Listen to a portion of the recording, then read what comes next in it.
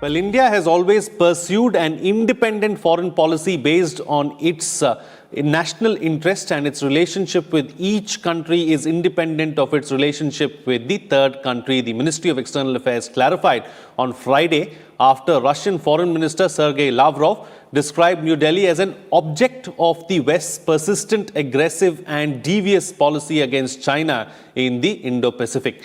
Addressing a weekly briefing, Ministry of External Affairs' spokesperson Anurag Srivastav recalled Prime Minister Narendra Modi's remarks during Shangri-La Dialogue that India does not see Indo-Pacific as a strategy or a club of limited members or as a grouping that seeks to dominate. At a general meeting of the Russian International Affairs Council on Tuesday, Lavrov had criticized the Quad. Meanwhile, noting the rising challenges in the Indo-Pacific region, Chief of Defence Staff General Bipin Rawat on Friday said that the world is witnessing a race for strategic bases in the Indian Ocean region, adding that it is only going to gain momentum in the times to come. Also highlighting the importance of the Indo-Pacific, General Rawat said that there are 120 warships of extra-regional forces deployed in the region in support of various missions. In this edition of The Big Picture, we will analyze India's vision for the Indo-Pacific. Joining me on the program today are Ashok Sajjanhar, former ambassador; Vice Admiral Satish Soni, retired, former Commander-in-Chief of the Southern and Eastern Command; and Major General Dhruv C. Katoch, retired, Director, India Foundation. Thank you to all my guests for joining me on this edition of The Big Picture. Ambassador, let me begin the program with you first. Let's talk about the comments that were made by the Russian Foreign Minister first about Quad, about how he said that India is playing to the tunes of its Western allies. And what do you make of that remark? And we have responded to that as well.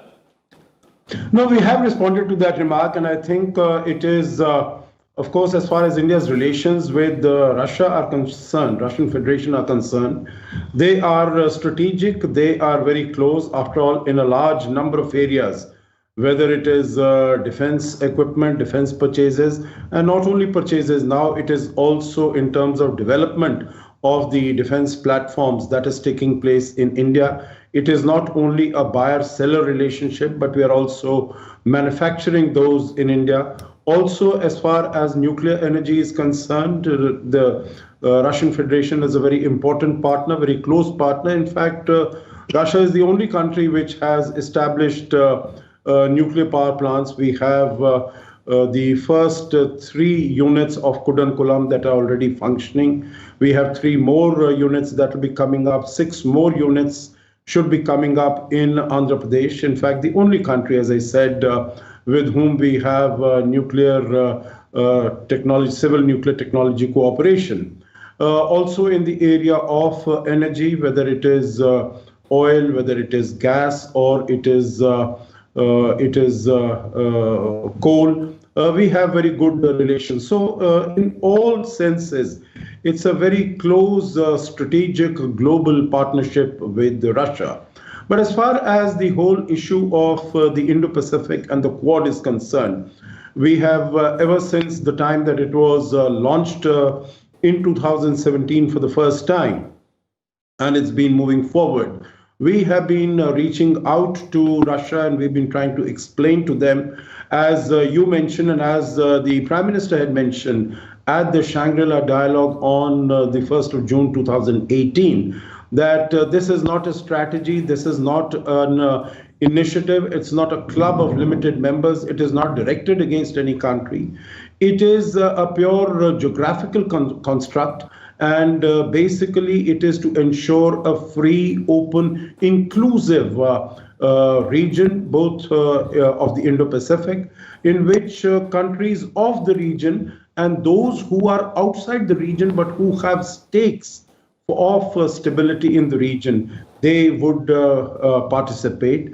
After that, India has even floated what is known at the East Asia Summit last year in Bangkok, the Indo-Pacific Oceans Initiative. So India has been trying to reach out and explain to Russia at different fora, at different level, whether it is through discussions in the think tanks like the Waldai Club or the others, or even in our official interactions, we have been trying to explain to them that it is basically to ensure that the global commons of this region, whether it is South China Sea or otherwise, that there should be freedom of navigation, that there should be resolution of disputes through dialogue, there should be rule of law which should be observed, and international rule of law. And but at this moment, I find that Russia, because it is being pressurized by the West, it finds that it has to go along with China. And so, what I saw in Mr. Lavrov's statement is shades of what I have read, Global Times are saying so often that it is India that is being weaned away from here by the West, and India is being set up against China, which which does not really give enough importance, significance to India's own perspective of its own national interest, that it can pursue it. So I would imagine that although India and Russia, they have very good relations, but at the moment, Russia finds that its interests are with China. It would like to maintain its transactional ties with India, but then its interests also are very strong with China. Frank. Absolutely. All right. So, Admiral, let me bring you in here now, since we spoke about the Quad. As far as the Quad's potential is concerned, is that something that concerns those who are not part of the Quad? Well, I would say certainly it does. And to some extent, that, should be the aim. Quad, the idea first came about in 2007. And as it happened, that was also the first time that we had a multilateral Malabar exercise. Though Malabar is not connected to Quad, and the Malabar exercise started in 1992.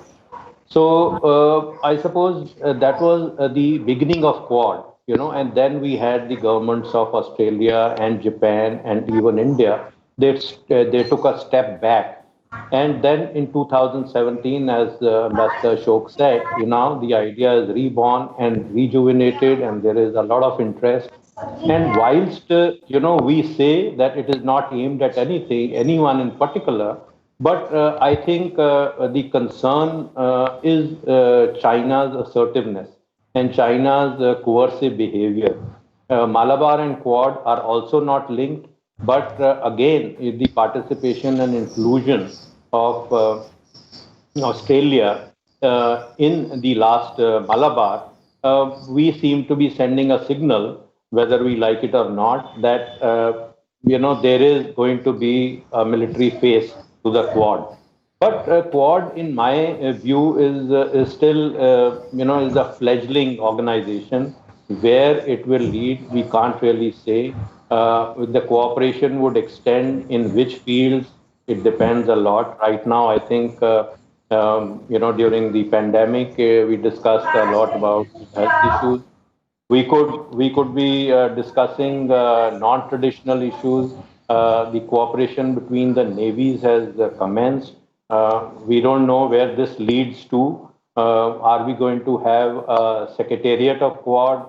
Is the Quad going to, broaden in participation? Are we going to have Quad plus dialogues, as we in fact saw a couple of months back when the Quad and few nations like South Korea, etc., met on the sidelines? Or is it that these four countries deepen their relationship? So does the Quad deepen, or does the Quad broaden? I think we are yet to see a very clear picture. But I think a lot will depend on what the smaller nations, how they take it.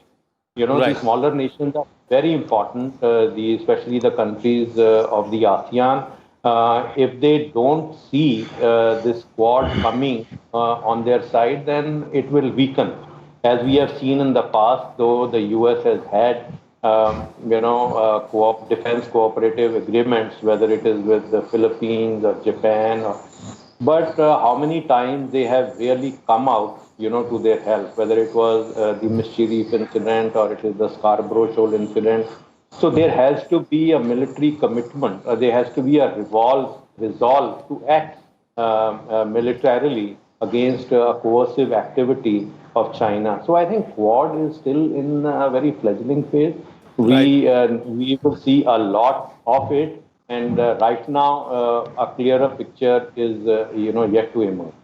Absolutely. General, let me bring you in now. As far as yes, these aspects that we've spoken about, something that India has been continuously reiterating as well: free, open, inclusive, freedom of navigation, rules-based order, etc. in the Indo-Pacific. But what do you do when some of the stakeholders in the region actually don't go by these rules, where they don't believe in any of the rules?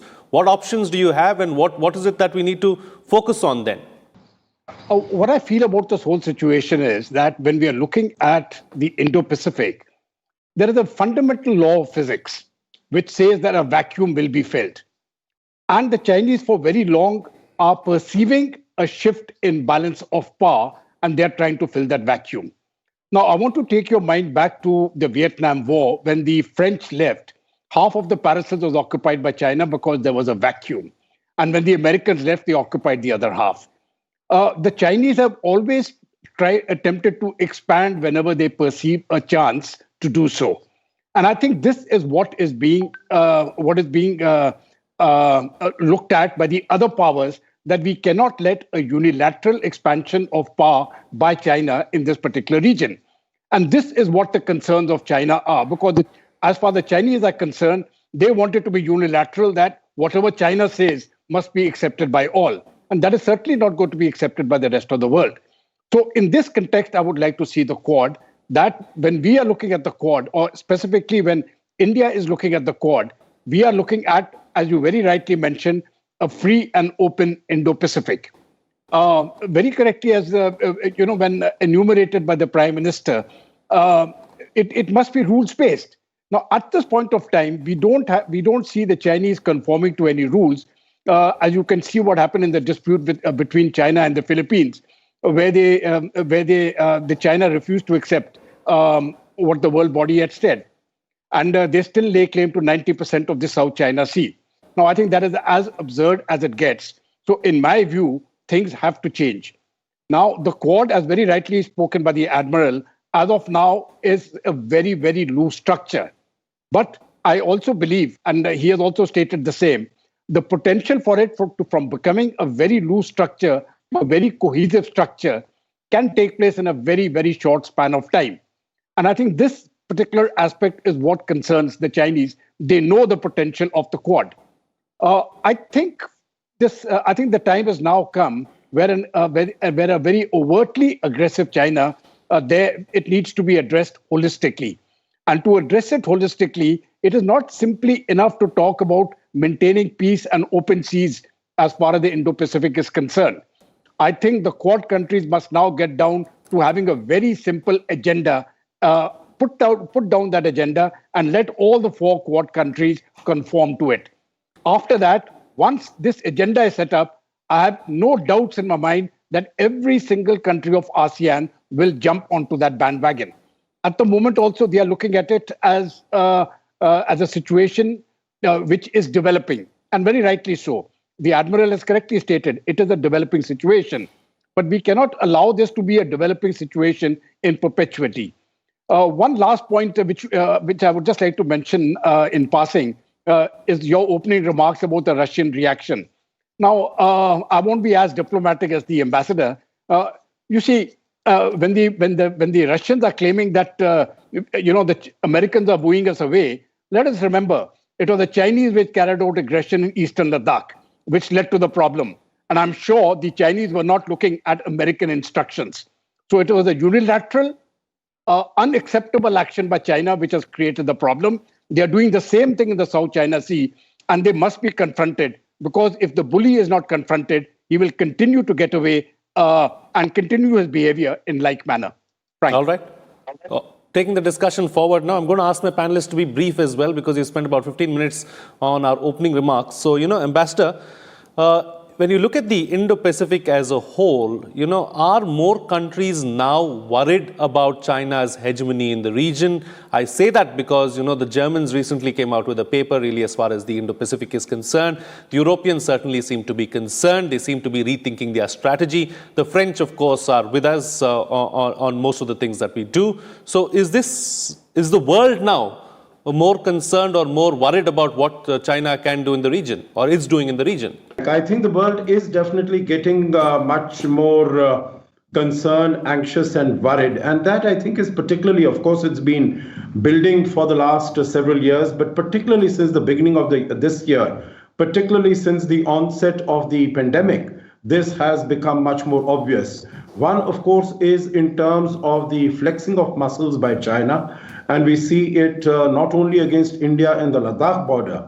And, just to mention that point about what Sergei Lavrov said, I think just giving a clean check to China as far as this border is concerned, when India has very clearly stated that it was a premeditated and a pre-planned attack by China. I think that definitely doesn't do justice to our very strong and strategic partnership.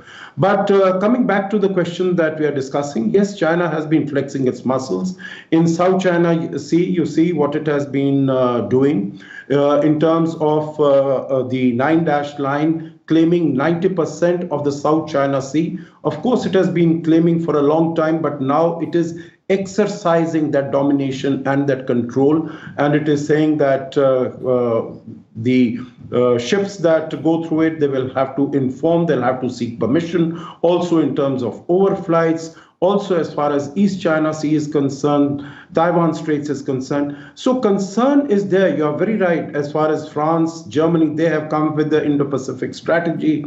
The United Kingdom is going to send its Queen Elizabeth, its ship in the South China Sea waters.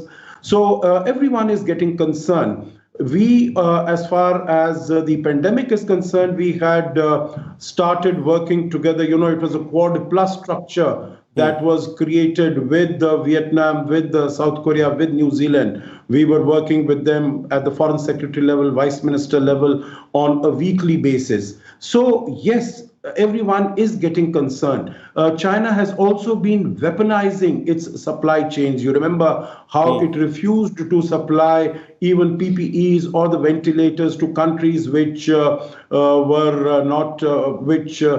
suggesting that the Wuhan virus came out of China, so to say.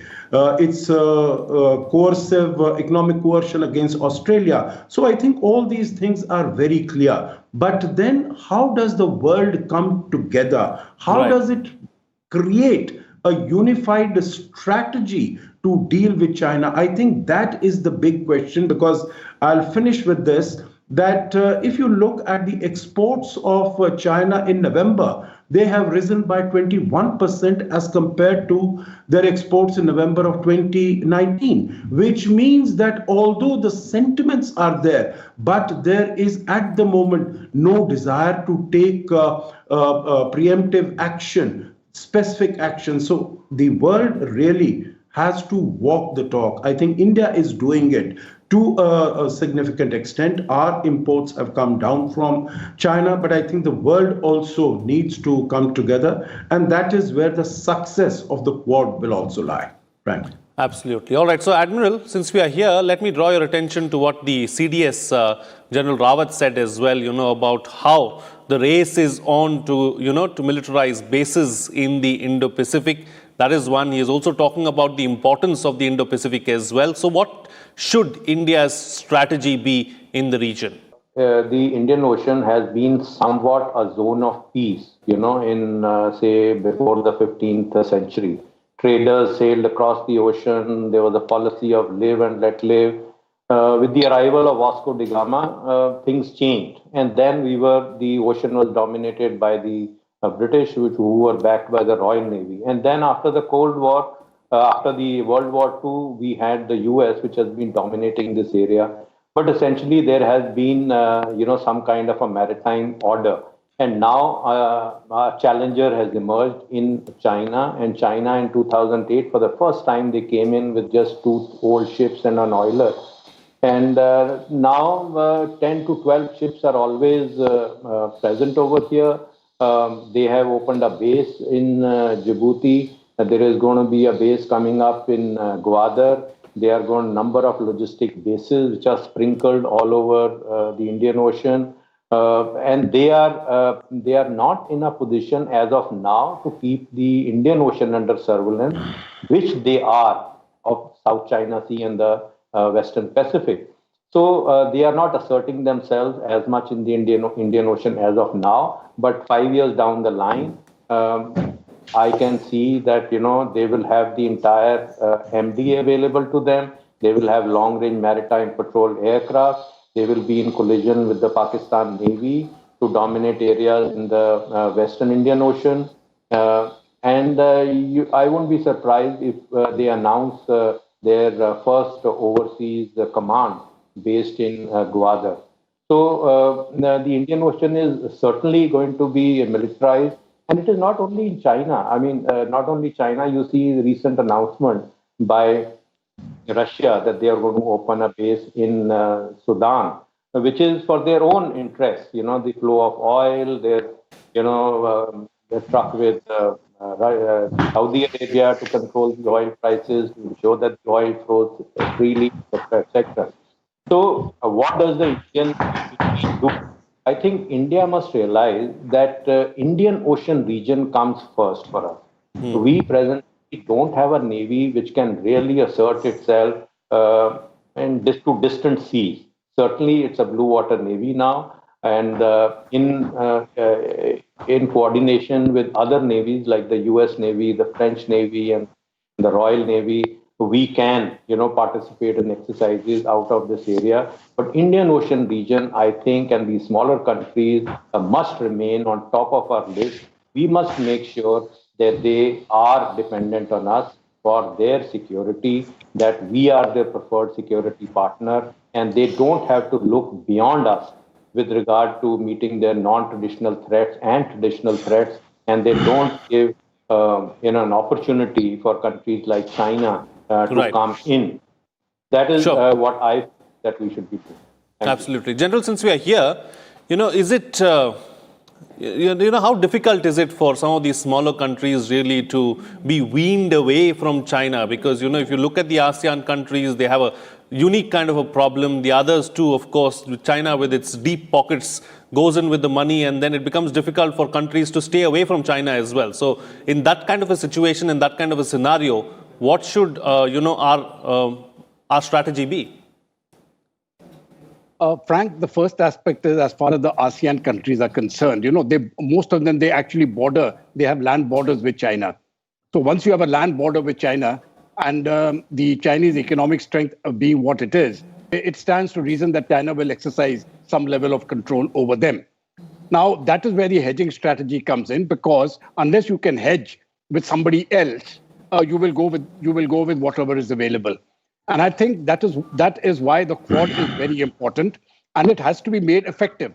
Because if we don't make the Quad effective, then all the ASEAN countries will not see it really in their interest to go along with the Quad. So to make this Quad effective, I think there are just 2 or 3 things which are required, and I'll be very brief. One, I think the 4 countries should get together and first define the limits. When we are actually talking about the geographical area, you will find all the 4 Quad countries talking of different geographies. This is one. Number 2, let us get onto a common agenda. At this point of time, we do not have an agenda. So we should get down to that agenda. Number 3, there has to be the military component. Because once you put the military component in and the economic component in, then you will find a very strong force developing. Number 4, I think get the European powers on board. France is on board. Get the other European powers on board. I'm quite certain the UK and the European Union will get on board. So once we have that structure in place, I see no reason why the ASEAN countries won't come on board. Russia is going to play its own game. Russia has got its own concerns, but leaving Russia out, I think the rest of the world can unite. And if the rest of the world unites, ASEAN will be part of that grouping. Frank. Absolutely. All right, time to get quick closing comments from all my panelists now with the best way forward. Limited time, so I'm going to ask you to be brief, starting first with you, Ambassador. Well, let me share a few thoughts as far as the Quad is concerned. I would tend to agree to an extent with the previous two speakers that Quad is work in progress. But I would also like to underline that a lot of progress has been made over the last 3 years. You know, since 2017, when it first came into position, over 2 years, it was meeting at very low mid-level officials. For the first time last year, it met on the sidelines of the UN General Assembly at the level of the ministers. And this time, during the pandemic on the 6th of October, all the 4 ministers traveled specifically to have this meeting in Tokyo. So I think this symbolic message has gone that these countries are very, very serious. Right. I think in terms of the agenda, they have developed a very strong, powerful agenda. They are talking about pandemic. They are talking about economic recovery. They are talking about connectivity. They are talking about infrastructure. They are talking about 5G. They are talking about cybersecurity. Across the board, they are talking about all these issues. They have decided that from now on, they are going to be meeting every year at ministerial level. I think Quad is well on its way to institutionalization and formalization of the structure at foreign minister level. In addition, there are, getting all the ASEAN together will not work. I think we have to pick and choose which are the countries like Vietnam, like Indonesia, like Philippines. I think these are the countries which Laos and Cambodia and Thailand, I think we can forget about that. In addition to that, Europe, I think definitely we can get them. And once we start building on issues which are, let us say, infrastructure, connectivity, which are of interest to these countries, I think there will be much greater interest. Security is an aspect, but I don't think we should wave the flag of security in front of us. Otherwise, it is going to drive away some of these countries which are under the domination of China. Frank. Admiral?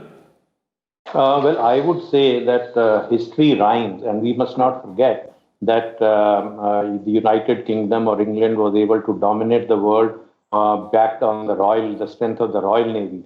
And the US today dominates the world. It is on the strength of the US Navy. And if countries like India and China were colonized, it was because we did not give importance to our maritime spaces. And if China today is going to dominate and is emerging as a rival, it is because we are concentrating on the Navy. So we must learn from these lessons and invest in our Navy. Today, our defense budget is very low, and the Navy's share in that defense budget has come down from 18% to some 14-odd%. Our acquisition programs are very low, and there are gaps which are emerging. If we want to play any meaningful role, we would need a strong Navy, and we must invest in it. Absolutely. General, close the show for us. Right, Frank. I've just got 2 very basic comments. One, of course, the Quad, I think, has to be based on economic and other parameters. But that can only work if you have the military muscle behind it. And I think without that military muscle, all other things will not work. But the military muscle will not be kept in the front. It is simply a stick which is kept at the back burner. Number 2, as far as India is concerned, I'm totally with the Admiral. As an infantryman, as an army man, I say we need to strengthen the Indian Navy. We need the 3rd carrier, and we need those additional submarines. It is not either the submarines or the carrier. I think the time has come to say we need both, and we need to ratchet up the resources for that. That will enable us to exercise that level of dominance in the Indian Ocean, which will assist the Quad in carrying out its other functions. Frank. All right. On that note, then, I'll call it a wrap on this edition of The Big Picture. Thank you to all my guests for joining me on the program and putting things into perspective for us. What's coming out of this discussion is that as far as the Indo-Pacific is concerned, India is very clear that we need a free, open and inclusive region.